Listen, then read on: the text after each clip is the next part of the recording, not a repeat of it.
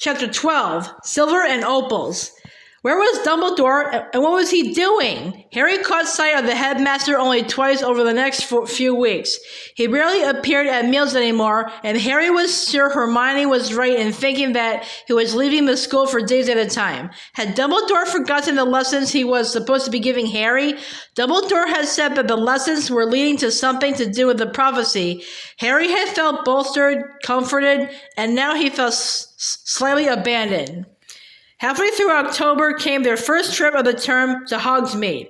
Harry had wondered whether these trips would still be allowed, given the increasingly tight security measures around the school, but was pleased to know that they were going ahead. It was always good to get out of the castle grounds for a few hours.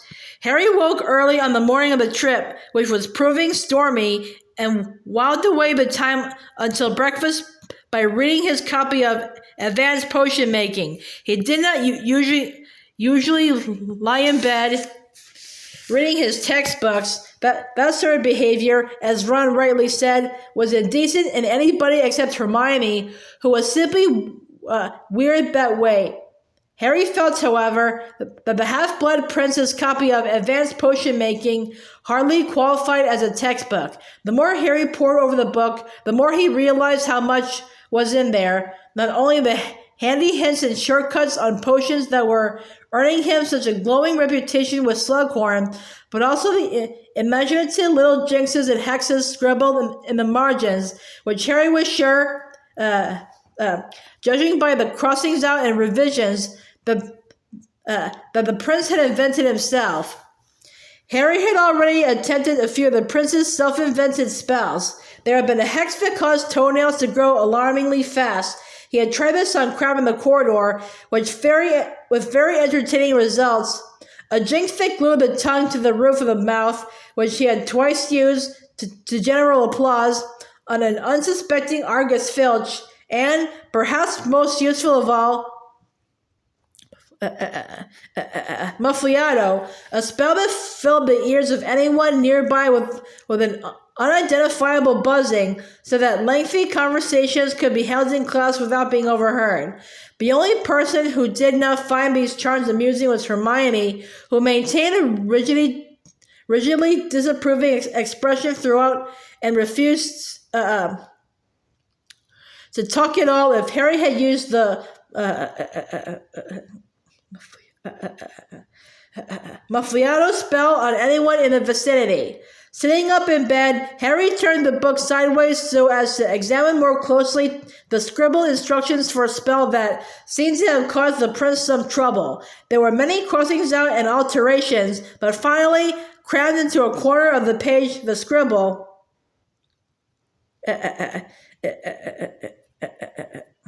Levicorpus, NVBL.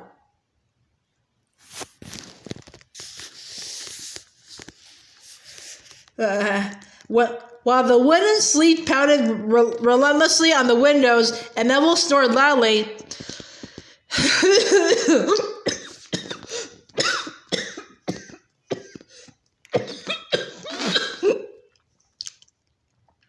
Harry stared at the letters in brackets. NVBO. Livable. But had to mean nonverbal. Harry rather doubted he would be able to bring off this particular spell. He was still having difficulty with nonverbal spells, something Snape had been quick to comment on in every DADA class. On the other hand, the prince had proved a much more effective teacher than Snape so far. Pointing his wand at nothing in particular, he gave it an upward flick and said, Levicorpus, inside his head. Arg! There was a flash of light and the room was full of voices. Everyone had woken up as Ron had let out a yell. Harry sent Advanced Potion Making flying in panic. Ron was dangling upside down in midair as though an invisible hook had hoisted him up by the ankle. Sorry, yelled Harry, as Demon Seamus roared with laughter, and Neville picked himself up from the floor, having fallen out of bed. Hang on, I'll let you down. He groped for the potion book and riffed through it in a panic, trying to find the right page.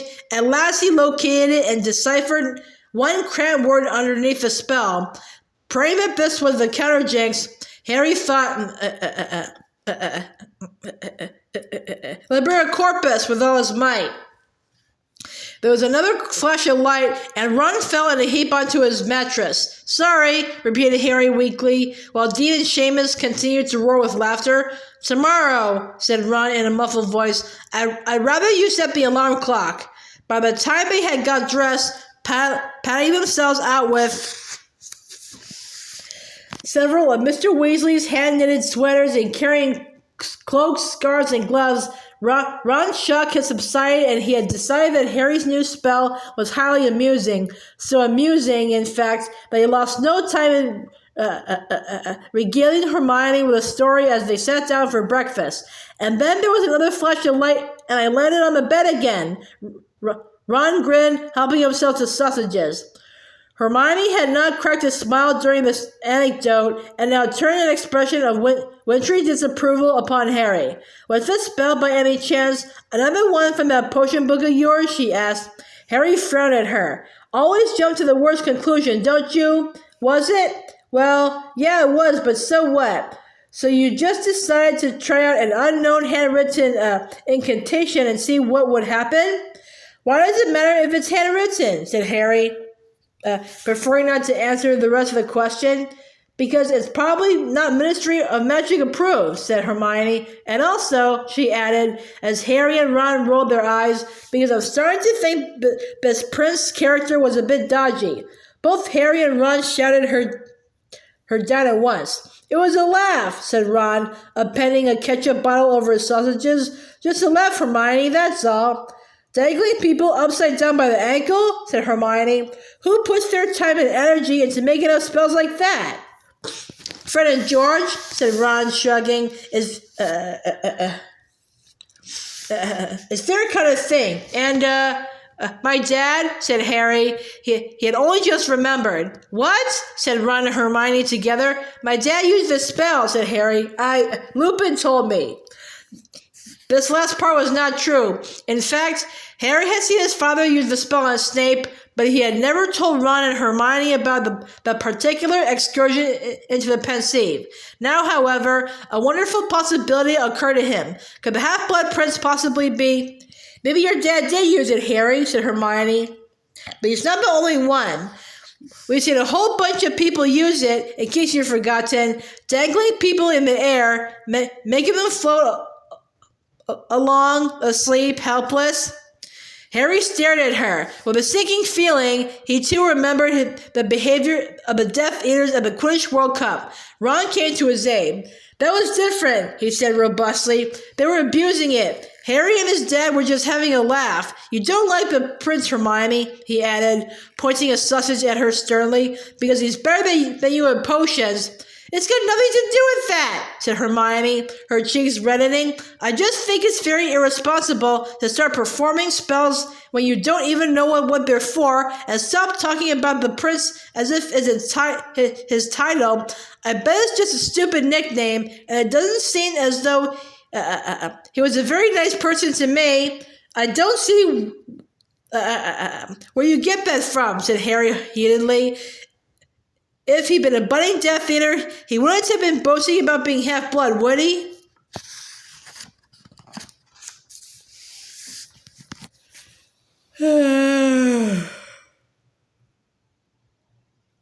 Even as he said it, Harry remembered that his father had been pureblood, but he pushed the thought out of his mind. He would worry about that later. The Death Eaters can't all be pureblood. There aren't enough pureblood wizards left, said Hermione stubbornly. I expect most of them are half-bloods pretending to be pure. It's only Muggle-born they hate. They'd be quite happy to let you and Ron join up. There's no way they let me be a Death Eater, said Ron indignantly. A bit of sausage falling off the fork he was now brandishing at Hermione and hitting Ernie Macmillan on the head. My whole family are blood traitors. That's as bad as Muggle-borns to Death Eaters. And they love to have me, said Harry sarcastically. We'd be best pals if they didn't keep trying to do me in. This made Ron laugh. Even Hermione gave a grudging smile, and the distraction arrived in the shape of Ginny. Hey, Hey, Harry, I was supposed to give you this. It was a scroll of parchment with Harry's name written upon it in familiar thin, slanting writing. Thanks, Ginny. It's Dumbledore's next lesson. Harry told Ron and Hermione, pulling open the parchment and quickly reading its contents. Monday evening. He felt suddenly light and happy. Want to join us in Hogsmeade, Ginny? He asked. I'm going with Dean. Might see you there, she replied, waving at them as she left. Filch was standing at the oak front doors as usual, checking out the names of people who had permission to go into Hogsmeade. The process took even longer than normal, as Filch was triple-checking everybody with his secrecy sensor.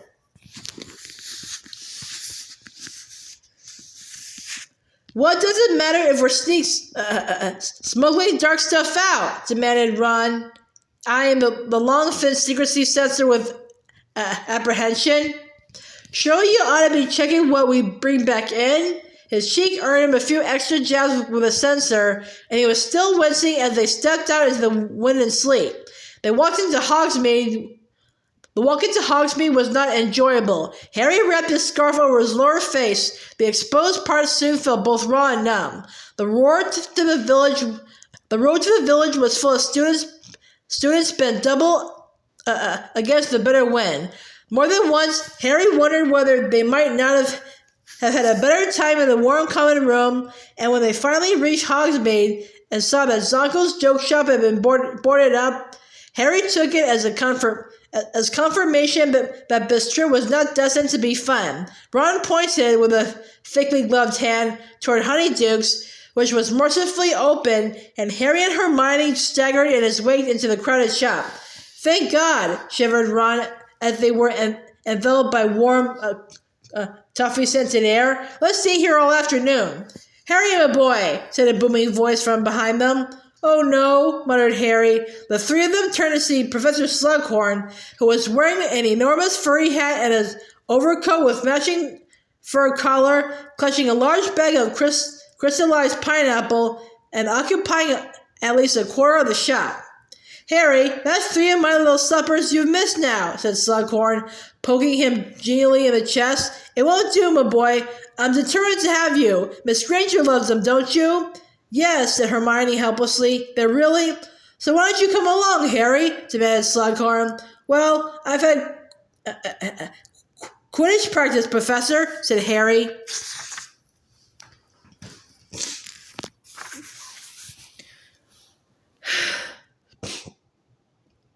Who had indeed been scheduling practices every time Slughorn had sent him a little violet ribbon-adorned invitation. The strategy meant that Ron was not left out, and they usually had a laugh with Ginny. Imagining Hermione shudder with McLaughlin and Zabini. Well, I certainly expect you to win your first match after all this hard work, said Slughorn. But a little recreation never hurt anybody. Now, how about Monday night? You can't possibly want to practice in this weather. I can't, Professor. I've got an appointment with Professor Dumbledore this evening. Unlucky again, cried Slughorn dramatically. Ah, well, you can't evade me forever, Harry. And with a regal wave, he waddled out of the shop, taking as little notice of Ron as though he had been a display of cockroach clusters. I can't believe you've wriggled out of another one, said Hermione, shaking her head. They're not that bad, you know. They're even quite fun sometimes. But then she caught sight of Ron's expression. Oh, look, they got deluxe sugar quills. Those were less ours. Glad that Hermione had changed the subject, Harry showed much more interest in the new extra large sugar quills that he would normally have done, but Ron continued to look moody and merely shrugged when Hermione asked him where he wanted to go next. Let's go to the 3 broomsticks, said Harry. It'll be warm. They bundled their scarves back over their faces and left the sweet shop. The bitter wind was like knives on their faces after the sugary warmth of Honeydukes. The street was not very busy. Nobody was lingering to chat, just hurrying toward their destinations. The exceptions were 2 men a little ahead of them, standing just outside the 3 broomsticks. One was a very tall and thin, One was very tall and thin, squinting through his rain-washed glasses. Harry recognized the barman who was working in the other Hogsmeade pub, the Hog's Head. As Harry, Ron, and Hermione drew closer, the barman drew his cloak more tightly around his neck and walked away, leaving the shorter man to fumble with something in his arms. They were barely feet from him when Harry realized who the man was. Mundungus! The squat, bandy-legged man with long, straggly ginger hair jumped and dropped an ancient suitcase, which burst open, releasing what looked like the entire contents of a junk shop window. "Oh, hello, Harry," said Mundungus Fletcher, with a most unconvincing stab at airiness. "Well, don't let me keep ya." And he began scrabbling on the ground to retrieve the contents of a suitcase with every appearance of a man eager to be gone. "Are you selling this stuff?" asked Harry, watching Mundungus grab an assortment of grubby-looking objects from the ground. "Oh, well, gotta scrape a living," said Mundungus. "Give me that." Ron had swooped down and picked up something silver. "Hang on," Ron said slowly. "This looks familiar." "Thank you," said Mundungus, snatching the goblet out of Ron's hand and stuffing it back into the case. Well, I'll see you all." Ouch!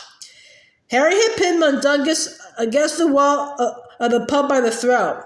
Holding him fast with one hand, he pulled out his wand.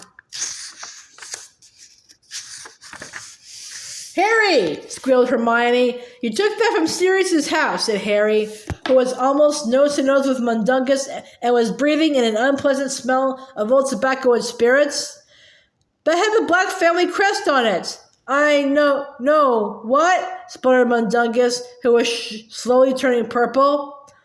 "What did you do? Go back the night he died and strip the place?" snarled Harry. "I know. Give it to me." "Harry, you mustn't!" shrieked Hermione as Mundungus started to turn blue. There was a bang, and Harry felt his hands fly off Mundungus's throat. Gasping and spluttering, Mundungus seized his fallen case, then crack! He disapparated. Harry swore at the top of his voice, spinning on the spot to see where Mundungus had gone. "Come back, you thieving!" "There's no point, Harry." Tonks had appeared out of nowhere, her mousy hair wet with sleep. "Mundungus will probably be in London by now. There's no point yelling." "He's nicked Sirius's stuff. Nicked it." "Yes, but still," said Tonks, who seemed perfectly untroubled by this piece of information. "You should get out of the cold." She watched him go through the door of the Three Broomsticks. The moment he was inside, Harry burst out, "He was nicking Sirius's stuff." "I know, Harry, but please don't shout. People are staring," whispered Hermione. "Go and sit down. I'll get you a drink." Harry was still fuming when Hermione returned to their table, a few minutes later holding 3 bottles of butterbeer. "Can't the order control Mundungus?" Harry demanded. The other two in a furious whisper. "Can't they at least stop him stealing everything that's not fixed down when he's at headquarters?" "Shh," said Hermione, desperately. Looking around to make sure nobody was listening, there were a couple of warlocks sitting closely who were staring at Harry with great intense interest, and Zabini was lolling against a pillar not far away. "Harry, I'd be annoyed too. I know is your things he's stealing." Harry gagged on his butterbeer. He had momentarily forgotten they owned number 12, Grimmauld Place. Number 12, Grimmauld Place. "Yeah, it's my stuff," he said. "No wonder he wasn't pleased to see me. Well, I'm going to tell Dumbledore what's going on. He's the only one who scares Mundungus." "Good idea," whispered Hermione, clearly pleased that Harry was calming down. "Ron, what are you staring at?" "Nothing," said Ron, hastily looking away from the bar, but Harry knew he was trying to catch the eye of the curvy and attractive barmaid, Madame Rosmerta, for whom he had long nursed a soft spot. "I expect in the back getting more fire whiskey, said Hermione waspishly. Ron ignored this jibe, sipping his drink in what he evidently considered to be a dignified silence. Harry was thinking about Sirius and how he had hated those silver goblets anyway.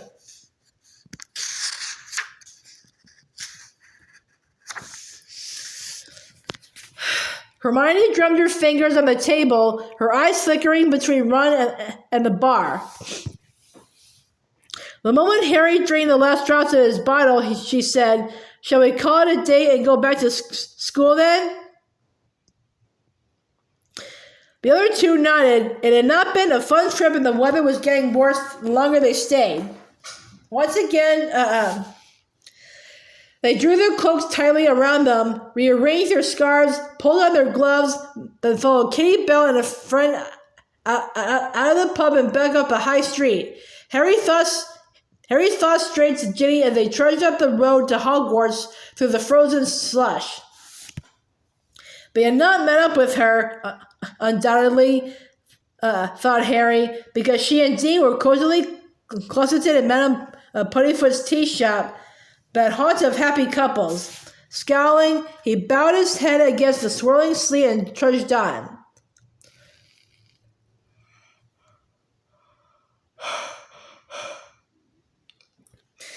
It was a little while before Harry became aware that the voices of Katie Bell and her friend, which were being carried back to him on the wind, had become shriller and louder. Harry squinted at their indistinct figures. The two girls were having an argument about something Katie was holding in her hand. "It's nothing to do with you, Liam," Harry heard Katie say. They rounded a corner in the lane, sleet coming thick and fast, but blurring Harry's glasses. Just as he raised a gloved hand to wipe them, Leanne made to grab hold of the package Katie was holding. Katie tugged it back and the package fell to the ground. At once, Katie rose into the air, not as Ron had done, suspended comically by the ankle, but gracefully, her arms outstretched, as though she was about to fly. Yet there was something wrong, something eerie. Her hair was whipped around her by the fierce wind, but her eyes were closed and her face was quite empty of expression. Harry, Ron, and Hermione and Leanne had all halted in their tracks, watching. Then, 6 feet above the ground, Katie let out a terrible scream. Her eyes flew open, but whatever she could see, or whatever she was feeling, was clearly causing her terrible anguish. She screamed and screamed. Leanne started to scream too and seized Katie's ankles, trying to tug her back to the ground. Harry, Ron, and Hermione rushed forward to help, but even as they grabbed Katie's legs, she fell on top of them. Harry and Ron managed to catch her, but she was writhing so much they could hardly hold her. Instead, they lowered her to the ground where she thrashed and screamed, apparently unable to recognize any of them. Harry looked around. The landscape still seemed deserted. "Stay there," he shouted at the others over the howling wind. "I'm going to help."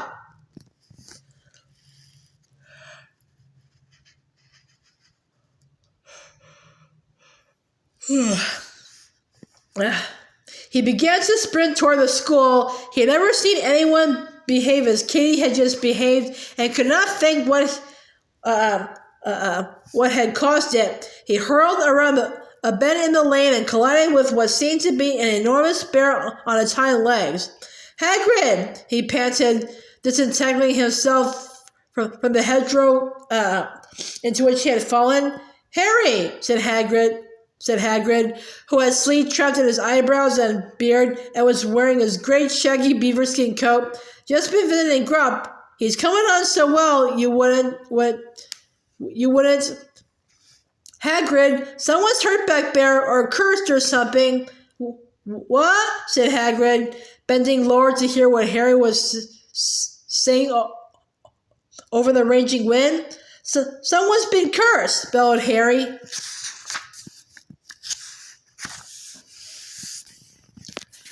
"Cursed? Who's been cursed? Not Ron? Hermione?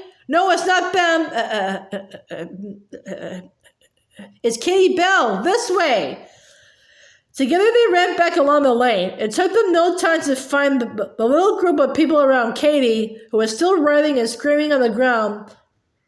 Ron, Hermione, and Leanne were all trying to quiet her. Get back, shouted Harry. Let me see her. Get back, shouted Hagrid. Let me see her. Something's happened to her, sobbed Leanne. I don't know what.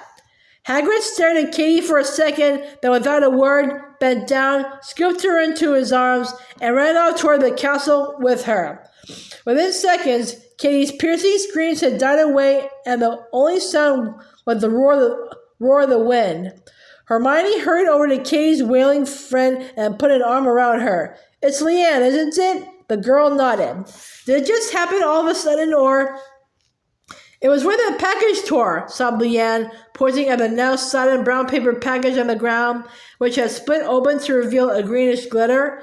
Ron had bent down, his hand outstretched, but Harry seized his arm and pulled him back. Don't touch it!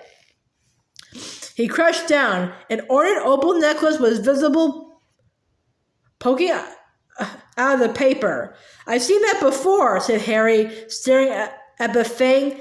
It was on display in Borgin and Burke's ages ago. The label said it was cursed. Katie must have touched it. He looked up at Leanne, who had started to shake uncontrollably.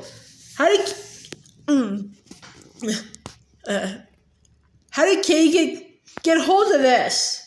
Well, that's why we were arguing. She came back from the bathroom and the 3 broomsticks holding it said it was a surprise for somebody at Hogwarts, and she had to deliver it.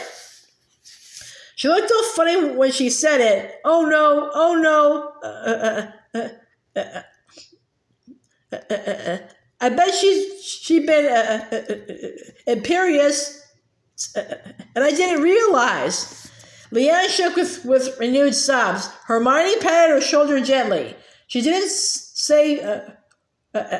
Who give it to her, Leanne? No, she wouldn't tell me. And I said she was being stupid and not to take it up to school.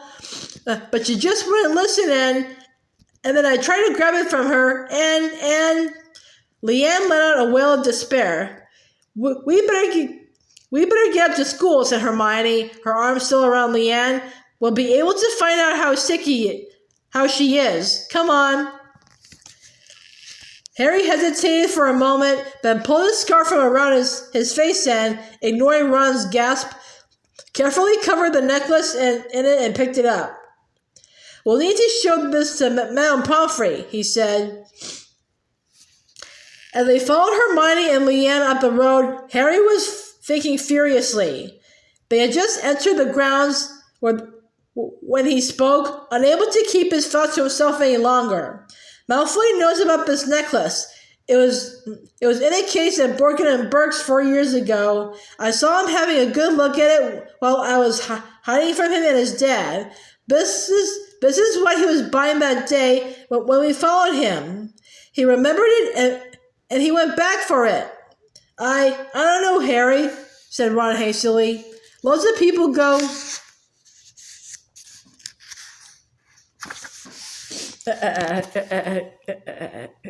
to Borgin and Burke's. And didn't that girl say Katie got it in the girls' bathroom? She said she came back from the bathroom with it. She didn't necessarily get it in the bathroom itself. McGonagall, said Ron warningly. Harry looked up. Sure enough, Professor McGonagall was hurrying down the stone steps through swirling sleet to meet them. Hagrid says you foresaw what happened to Katie Bell. Upstairs to my office at once, please. What's that you're holding, Potter? It's the thing she touched, said Harry. Good. Good Lord, said Professor McGonagall, looking alarmed as she took the necklace from Harry. No, Filch, they're with me, she added hastily, as Filch came shuffling eagerly across the entrance hall, holding a secrecy sensor aloft. Take this necklace to Professor Snape at once, but be sure not to touch it. Keep it wrapped in a scarf. Harry and the others followed Professor McGonagall upstairs and into her office. The sleet-spattered windows were ranting in their frames, and the room was chilly despite the fire crackling in the grate. Professor McGonagall closed the door and swept around her desk to face Harry, Ron, Hermione, and the still sobbing Leanne. "Well," she said sharply, "what happened?" Haltingly, with many pauses when she attempted to control her crying, Leanne told Professor McGonagall how Katie had gone to the bathroom in the 3 broomsticks and returned holding the unmarked package, how Katie had seemed a little odd, and how they argued about the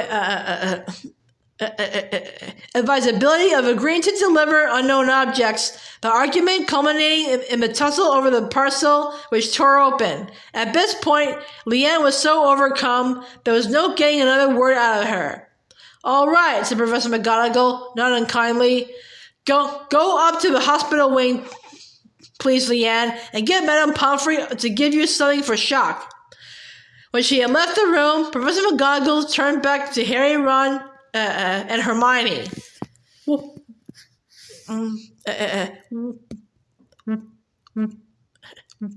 "What happened when Katie touched the necklace?"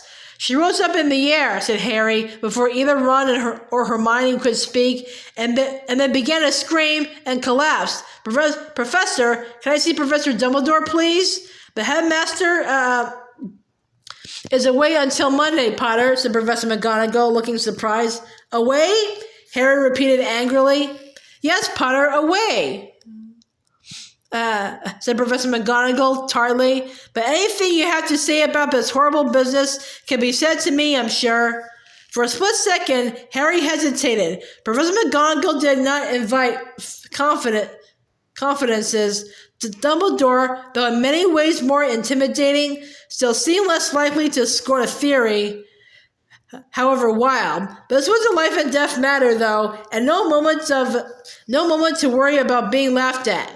"I think Draco Malfoy gave Katie that necklace, Professor." On one side of him, Ron rubbed his nose in apparent embarrassment.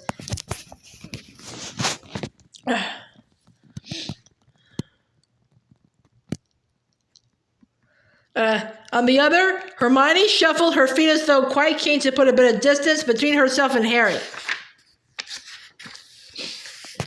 "That is a very serious accusation, Potter," said Professor McGonagall after a shocked pause. "Do you have any proof?" "No," said Harry, and he told her about following Malfoy to Borgin and Burke's and the conversation they had overheard between him and Mr. Borgin. When he had finished speaking, Professor McGonagall looked slightly confused. "Malfoy took something to Borgin and Burke's for repair?" "No, Professor. He just wanted Borgin to tell him how to mend something. He didn't have it with him. But that's not the point. The thing is that he bought something at the same time, and I think it was that necklace." "You saw Malfoy leaving the shop with a similar package?" "No, Professor. He told Borgin to keep it in the shop for him."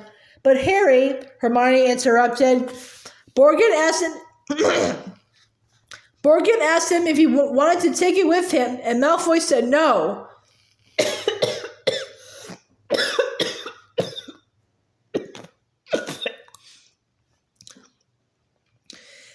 "Because he didn't want to touch it, obviously," said Harry angrily. "What he actually said was, 'How would I look carrying that down the street?'" said Hermione. "Well, he would look a bit of a prat carrying a necklace," interjected Ron. "Oh, Ron," said Hermione just despairingly, "it would be all wrapped up so he wouldn't have to touch it, and quite easy to hide it inside a cloak so nobody would see it. I think whatever he reserved at Borgin and Burke's was noisy or bulky, something he knew would draw attention to him if he carried it down the street. And in any case," she pressed on loudly, before Harry could interrupt, "I asked Borgin about the necklace. Don't you remember? When I went in to try and find out what Malfoy had asked him to keep, I saw it there, and Borgin just told me the price. He didn't say it was already sold or anything. Well, you were being really obvious. He realized what you were up to within about 5 seconds. Of course he wasn't going to tell you. Anyway, Malfoy could have sent off for it since, That's enough, said Professor McGonagall, as Hermione opened her mouth to retort, looking furious. Potter, I appreciate you telling me this, but we cannot point the finger of blame at Mr. Malfoy purely because he visited the shop where this necklace might have been purchased. The same is probably true of hundreds of people. That's what I said, muttered Ron. And in any case, we have put stringent security measures in place this year. I do not believe that necklace can possibly have entered the school without our knowledge, but, and what is more, said Professor McGonagall, with an air of awful finality, Mr. Malfoy was not in Hogsmeade today. Harry gaped at her, deflating. How do you know, Professor? Because he was doing detention with me. He has now failed to complete his transfiguration homework twice in a row. So, thank you for telling me your suspicions, Potter, she said as she marched past them. But I need to go out to the hospital wing now to check on Katie Bell. Good day to you all. She held open her office door. They had no choice but to file past her without another word. Harry was angry with the other two for siding with McGonagall. Nevertheless, he felt compelled to join in once they started discussing what had happened. So who do you reckon Katie was supposed to give the necklace to? Asked Ron as they climbed the stairs to the common room. Goodness only knows, said Hermione, but whoever it was has had a narrow escape. No one could have opened the package without touching the necklace. It could have been meant for loads of people, said Harry. Dumbledore, the Death Eaters would love to get rid of him. He must be one of their top targets. Or Slughorn. Dumbledore reckons Voldemort really wanted him, and they can't be pleased that he's sided with Dumbledore. Or you, said Hermione, looking troubled. Couldn't have been, said Harry, or Katie would have just turned around in the lane and given it to me, wouldn't she? I was behind her all the way out of the Three Broomsticks. It would have made much more sense to deliver the parcel outside Hogwarts, what with Phil searching everyone who goes in and out. I wonder why Malfoy told her to take it into the castle. Harry, Malfoy wasn't in Hogsmeade, said Hermione, actually stamping her foot in frustration. He must have used an accomplice then, said Harry. Crabbe or Goyle, or, come to think of it, another Death Eater. He'll have loads better cronies than Crabbe and Goyle now he's joined up. Ron and Hermione exchanged looks and plainly said, there's no point arguing with him. Dilligrout, said Hermione firmly as they reached the fat lady. The portrait swung open to admit them to the common room. It was quite full and smelled of damp clothing. Many people seemed to have returned from Hogsmeade early because of the bad weather. There was no buzz of fear or speculation, however. Clearly the news of Katie's fate had not yet spread.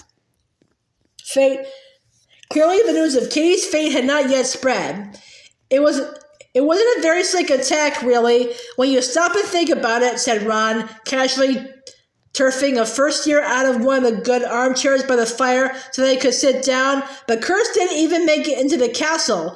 Not what you call foolproof. You're right, said Hermione, prodding Ron out of the chair with her foot and offering it to the first year again. It wasn't very well thought out at all. But since when has Malfoy been one of the world's greatest thinkers? Asked Harry.